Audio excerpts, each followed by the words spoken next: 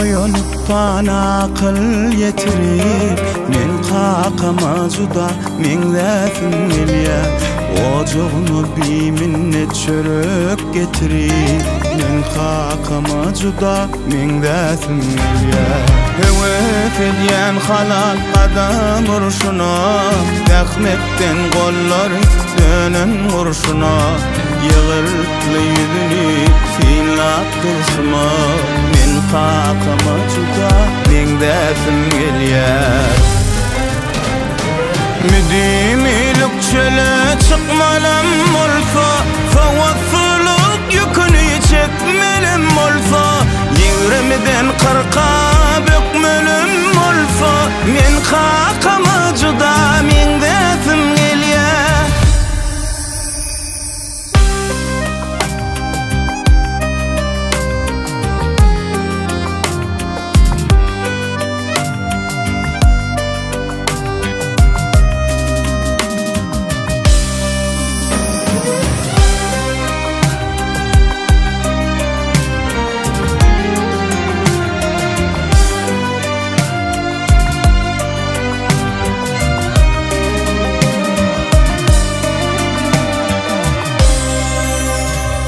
Silahı eseder, hormat koyana, ecide el verer, korpo dayana.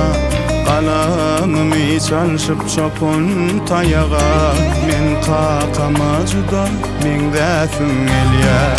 Bu sözlem yürekden däller yasama, beýik arzularmy kısyp kısynma, ýagşy insanlygyň hatirasyna, men kakama juda meňläsim gelýär.